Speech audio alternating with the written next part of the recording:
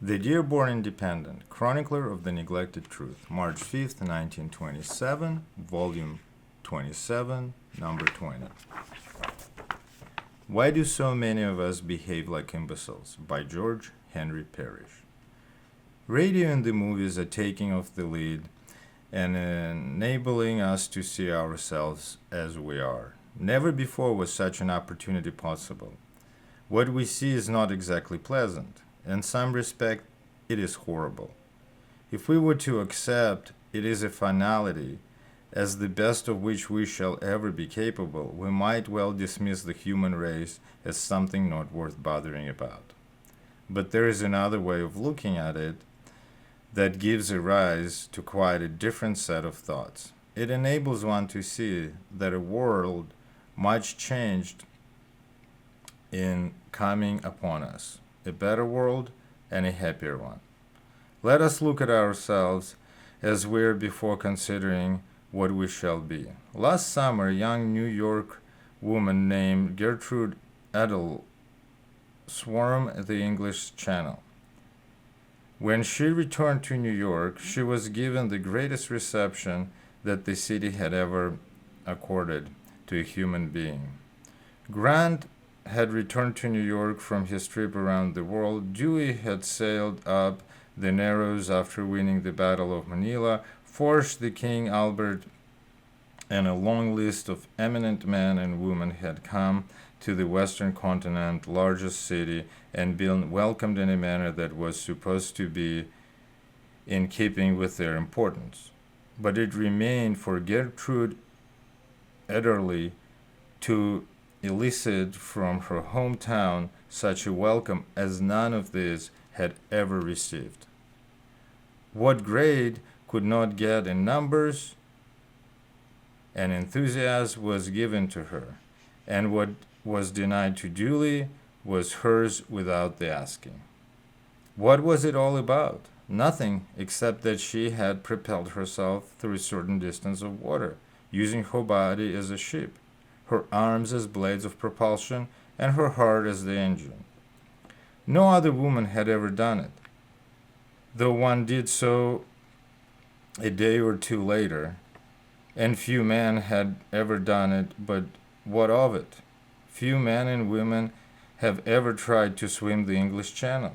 Most women can think of something better to do.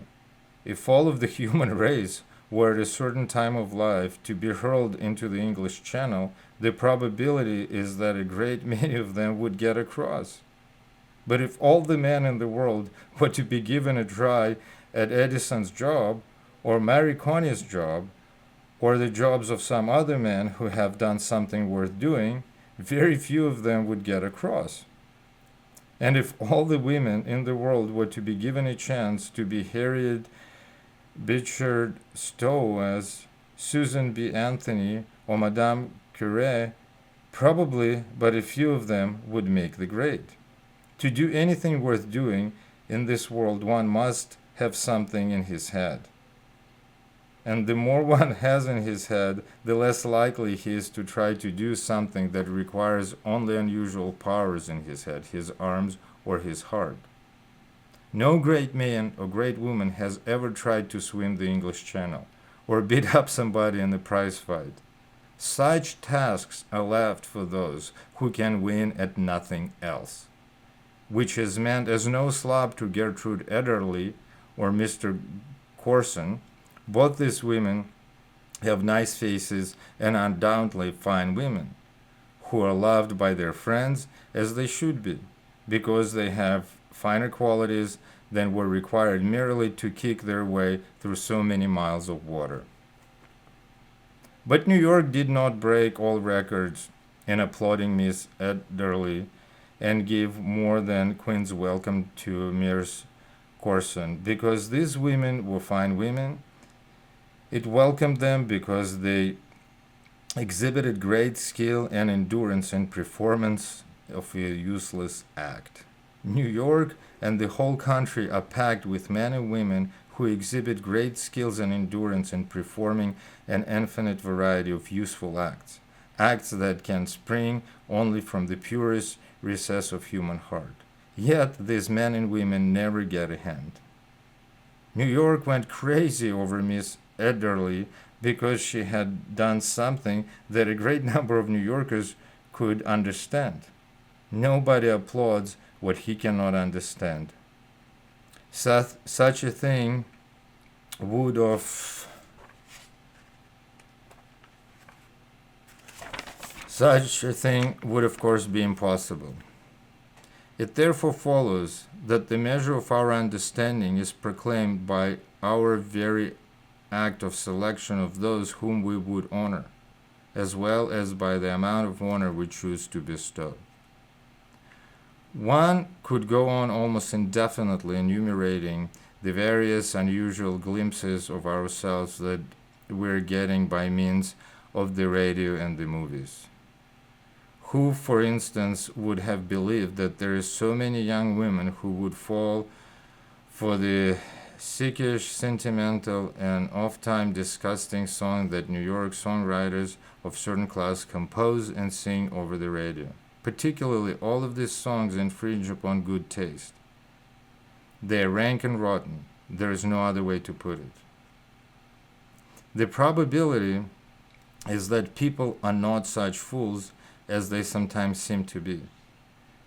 That we know so little is mostly because we have had no opportunity to know more.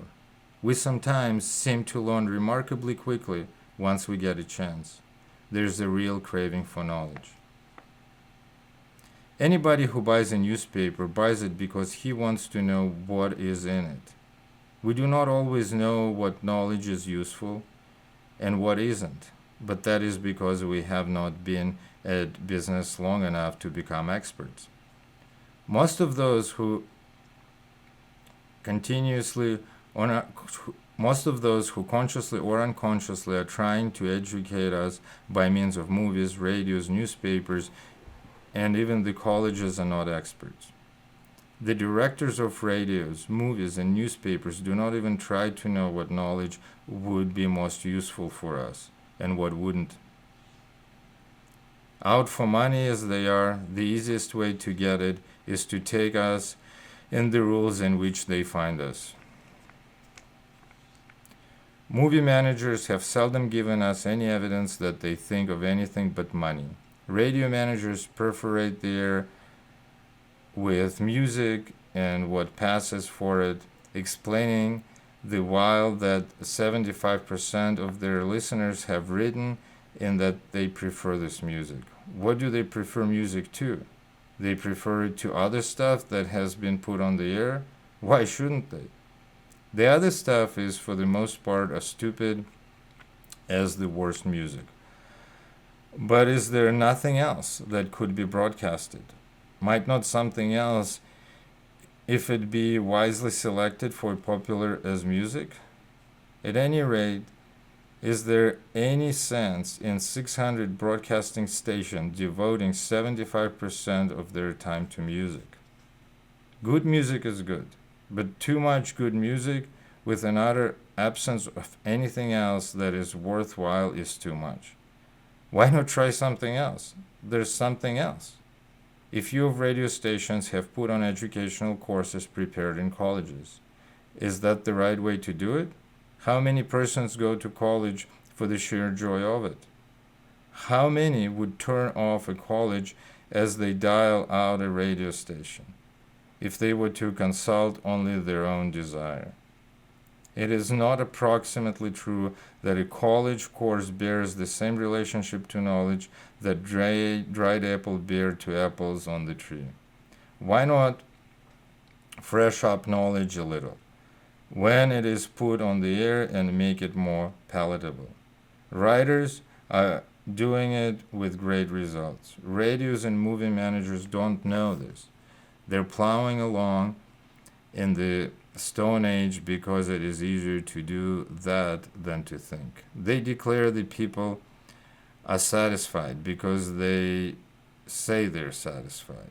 The people are always satisfied with what they have, provided they know of nothing better.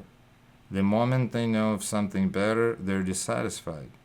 Give people something worthwhile to think about and present it in a way that they can understand, and they will rise to it like a plant that gets sunlight all day and electric light all night.